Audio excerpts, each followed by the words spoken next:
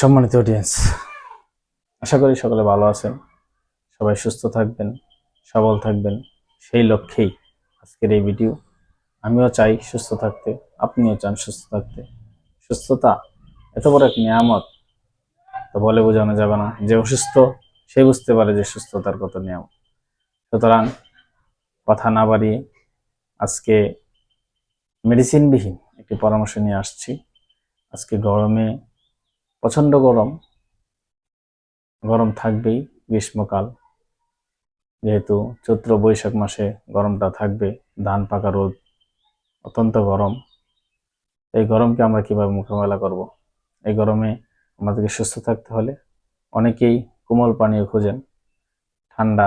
এই গরমে যদি আপনি সরাসরি ঠান্ডা ফ্রিজের পানিটা খান, হয়তো আপনার কফ বসে যেতে পারে, আপনার হার্ট স্ট্রোকও হতে পারে। সুতরাং এই জন্য আমাদের সতর্ক থাকতে হবে। অবশ্যই আমরা যেন প্রচণ্ড ঠান্ডা পানিটা সরাসরি পান না করি, টেবিলের নর্মাল ঠান্ডা পানিটা পান করবেন। পাশাপাশি আমাদেরকে এই গরমে প্রচুর পরিমাণে পানি পান করতে হবে। শুধু কি পানিতে হবে না, শুধু পানিতেই ঘাটতি ফিল আপ হবে না। আমাদেরকে এসএমসির ওআরএসটা খেতে পারেন প্রত্যেকে, যাদের প্রেশার লো থাকে, বিশেষ করে তারা বেশি খেতে পারবেন। অ্যাটলিস্ট আমাদেরকে অন্তত পক্ষে একটা ওআরএস যদি খাই দৈনিক, তাহলে হয়তো আমরা একটু সুস্থতা অনুভব করতে পারবো, শরীরে ক্লান্তি আসবে না। আসলে যারা একটু বেশি দুর্বল তারা, আমি একটা ভিডিও বানাইছিলাম মেডিসিন ব্যতীত ভিডিও, যেহেতু মেডিসিন ছাড়াই আমরা চাইবো ট্রিটমেন্টটা করতে। আজকে আপনাকে সর্বপ্রথম প্রতিদিন পরিমাণ মতো পানি খেতে হবে। আপনার শরীরের কোষগুলো যেন সজীব থাকে, এই একটা বিষয়। পানি অবশ্যই আপনাকে পান করতে হবে। আর দ্বিতীয়ত, তেলে ভাজা খাবার। আমরা যেহেতু বাঙালি, আমরা মুখরোচক খাবারগুলো বেশি খেয়ে থাকি। তেলে ভাজার খাবারটাকে আমাদেরকে অবশ্যই বর্জন করতে হবে। কারণ হচ্ছে আমরা ফাস্ট ফুড আইটেমগুলা মুখরোচক হওয়ার কারণে বেশি বেশি খাই, বেশি বেশি গ্রহণ করার কারণে আমাদের ফ্যাটি লিভার হয়ে যাচ্ছে, শরীরে চর্বি জমাট হচ্ছে, হার্ট স্ট্রোক হচ্ছে, আর বুকে ব্যথা হচ্ছে, চোখা ঢেকুর আসছে। সব কিছু মিলে আমাদের এই তেলের খাবারটাকে আমাদেরকে অবশ্যই বর্জন করতে হবে। আরেকটা বিষয় হচ্ছে মশলা। আমরা খাবারের মজা তৈরি করার জন্য বিভিন্ন মশলা ব্যবহার করে থাকি। একাধিক মশলা ব্যবহার কারণে আমাদের বিভিন্ন পরিপাকতন্ত্রের বিভিন্ন রোগগুলো হয়ে থাকে। আমাদেরকে মশলা জাতীয় খাবারটা কমাই দিতে হবে। মশলা খাওয়া যাবে কিছু, যেমন আদা, রসুন, পেঁয়াজ, এগুলো খাওয়া যায় পরিমাণ মতো, যত কম খাওয়া যায়।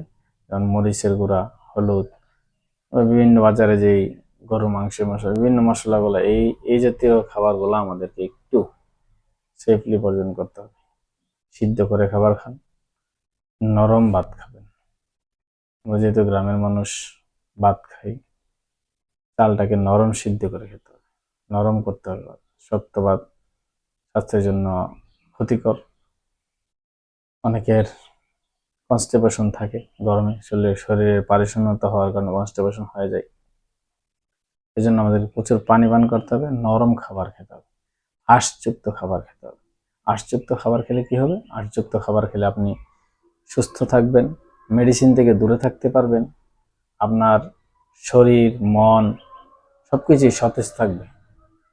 আর আমাদের আরেকটি পরামর্শ হচ্ছে নিয়মিত ব্যায়াম করার অভ্যাস করুন। নিয়মিত ব্যায়াম করলে আমরা তাড়াতাড়ি সুস্থ থাকতে পারবো, পাশাপাশি মেডিসিন ছাড়াই সুস্থ থাকতে পারবো। আসলে মেডিসিন হচ্ছে একটা ওসিলা, আমাদেরকে ইকিন এবং বিশ্বাস, আস্থার উপর ডিপেন্ড করে আমরা ওই ওসিলাটা করে থাকি। আল্লাহ পাক সেটা রহম করেন। সুতরাং আমাদেরকে আমরা যদি খাবার এবং আমাদের শরীর চর্চাটা ঠিকঠাক রাখি, আমরা ওষুধ ছাড়াই ইনশাআল্লাহ সুস্থ থাকতে পারবো। বিশেষ করে আর কি পরামর্শ দিব, আমরা অনেকেই শরীরে ব্যথা অনুভব করি বা অনুভব হয়, অনেকের দীর্ঘস্থায়ী ব্যথা। সবার কাছে একটা অনুরোধ থাকবে, আপনারা অপ্রয়োজনীয় কোনো মেডিসিন সেবন করবেন না। বিশেষ করে ব্যথার ওষুধগুলা অযথা খাবেন না। এটা হোক প্যারাসিটামল, হোক নেপ্রোসিন, বা বিভিন্ন গ্রুপের হতে পারে। অ্যানালজেসিক মেডিসিনগুলা অত্যন্ত ক্ষতিকর বডির জন্য। কিডনি ড্যামেজ করে ফেলে একটা সময়, তখন আপনার কিডনিগুলো আর কাজ করবে না, শরীরে পানি চলে আসবে। সুতরাং সুতরাং আমরা মেডিসিন থেকে দূরে থাকব এবং নিজের সুস্থতার জন্য বেশি করে পানি পান করব। পানি শূন্যতা হয়ে গেলে স্যালাইন খাবো, খাওয়া যেতে পারে। তারপর তেলে ভাজা খাবার কম খাবো, আঁশযুক্ত খাবার খাবো, মশলা জাতীয় খাবারটা কম খাবো, নিয়মিত ব্যায়াম করব আর নরম খাবার খাওয়ার চেষ্টা করব, কোমল পানীয় বর্জন করব।